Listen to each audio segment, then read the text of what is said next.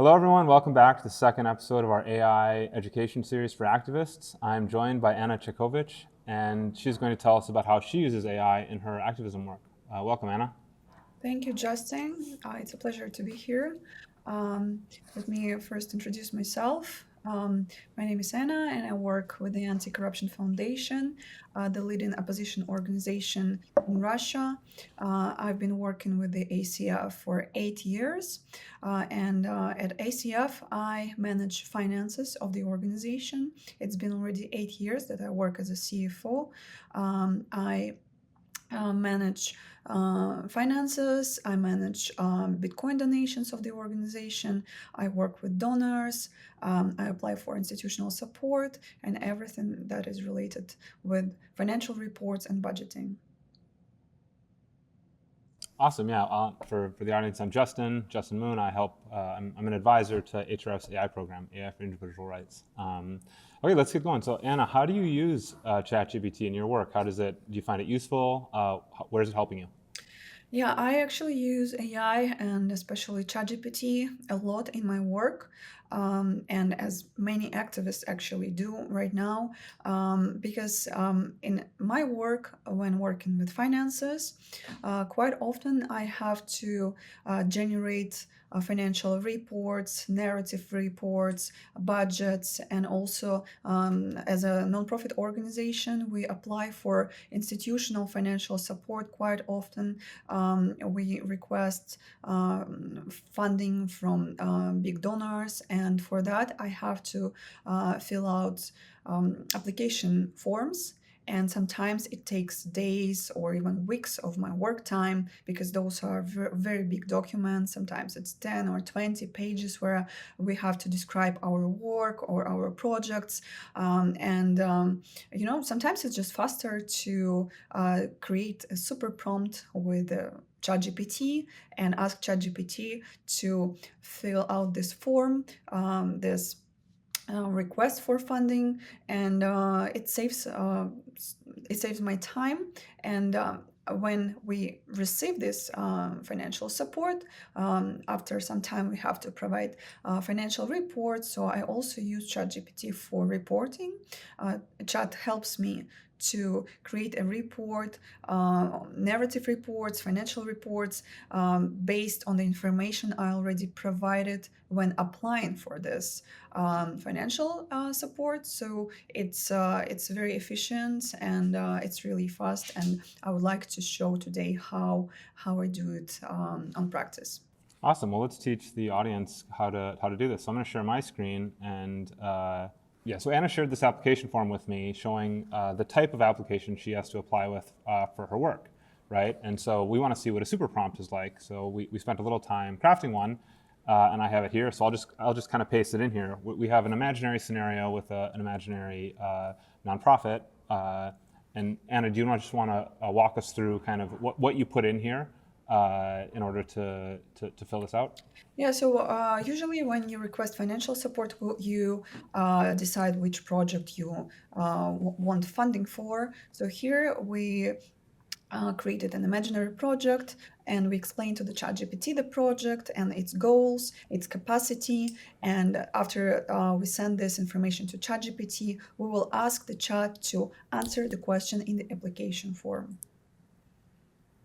Cool. So we have this focus, some deliverables, some who are applying for. Remember to include the expenses. We're also kind of helping us create a budget, and then maybe at the last step, we'll just maybe do a little divider there. We'll just copy in the questions we're actually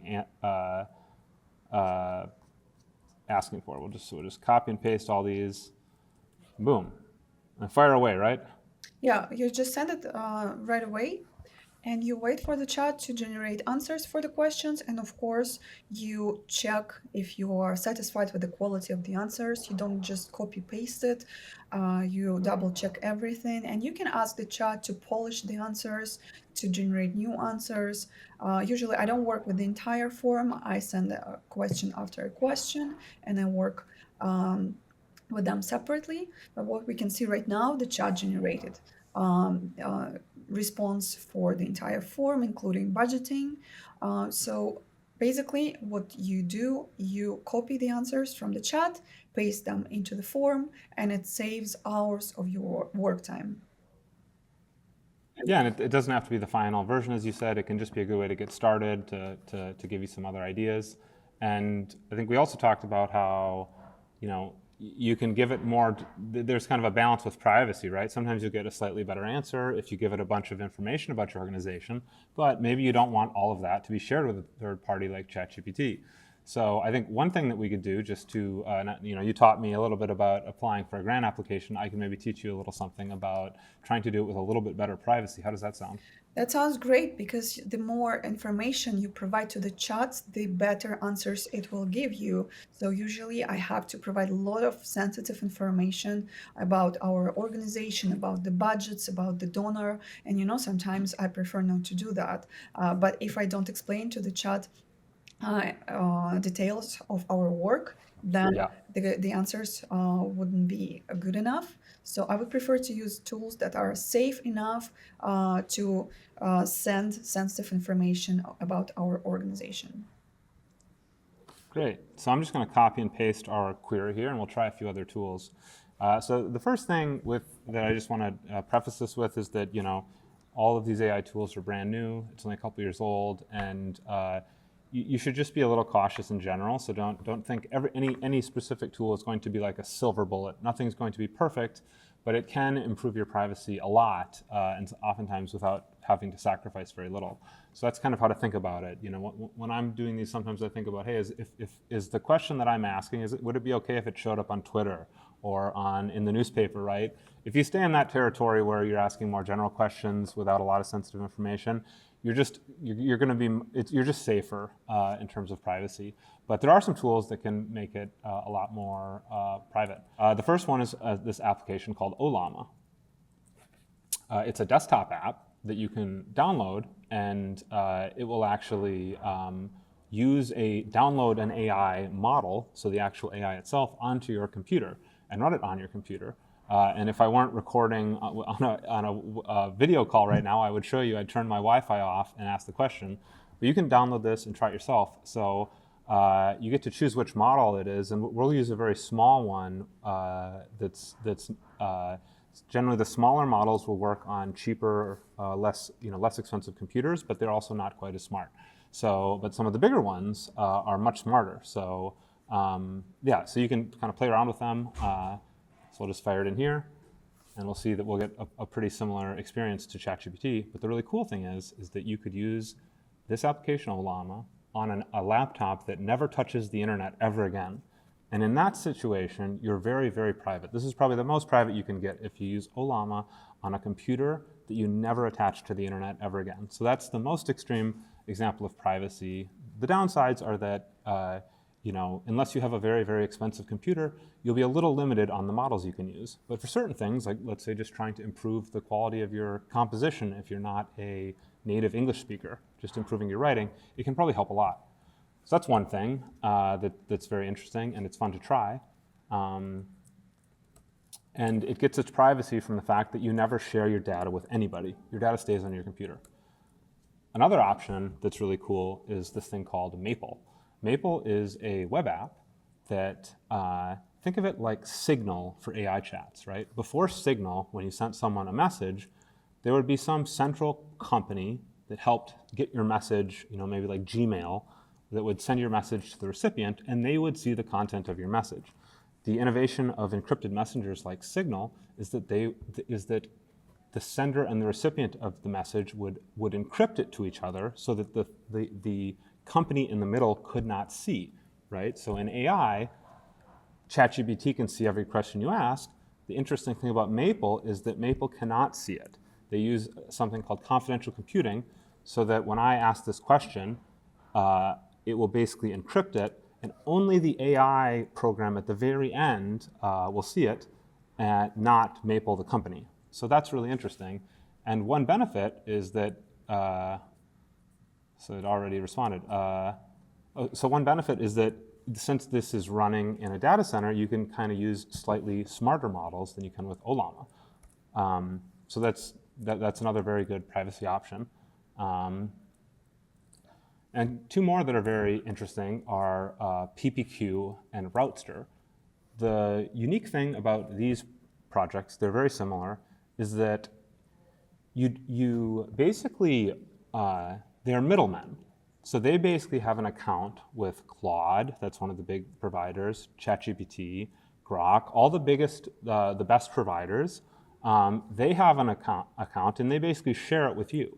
And you're able to buy access to this using Bitcoin. So when you pay with Bitcoin, you don't have to share anything about your identity and you don't need a bank account. Anybody can do it. And so that's very interesting. It makes it more accessible, but also more private because nobody knows your identity when you're using this. Another benefit is that when you use ChatGPT, it will build a profile about you, right? So maybe, Anna, you're asking many different questions to it, and over time it'll start to figure out kind of very much how your mind works and who you are. And it's kind of a scary thing. It would be better if these super intelligent AIs did not know that. And so a benefit with PPQ is that they sort of, if I'm asking questions and Anna is also asking questions, they're combined together and sent over to ChatGPT. And so they can't tell the difference between me and Anna. Everyone looks kind of the same. And Routster, so let's just fire off the same thing in here. It's a pretty similar flow, so we don't need to see it. It'll look very similar, but the cool thing is I didn't need a credit card. And Routster is another one that I won't go through it, but it's kind of an up-and-coming one. And the one difference is that PPQ is a company. An interesting thing about Routster is that it's not a company, it's a decentralized marketplace. So if I have a ChatGPT account, I could basically share it with other people on this marketplace, or if I had an AI computer in my basement, I could let other people use it on this marketplace. So this is kind of the most censorship resistant, right? If the world comes where it gets very hard to access AI, this will probably be the last one that people will still be able to use. All right, Anna, well, those are 4 options that you might want to try next time you have to make an application or something else that has some sensitive information. So what did you think? I think it's awesome, especially for people like me, for activists. We cannot risk when providing our personal information, when providing information about our organizations, because this information can easily leak from those platforms. And it's amazing that there are tools that can actually protect our information, give extra layer of privacy. So I am grateful for this lesson, and I'm looking forward to sharing this with my colleagues, because most of my colleagues use only ChatGPT. So I'm happy to show them Yep. these alternatives. Well, that's great. So yeah, for all of you listening, please let us know what your experience is like applying for any grants if you have to do that, any tips or tricks you learned, and what your experience was trying these 4 new privacy tools that we introduced in this video. So thanks again, Anna, for joining us. I really appreciate hearing your perspective and your tips on how to use AI effectively in your work. And yeah, I'll see you guys all next time. Thanks, Anna. Thank you, Justin.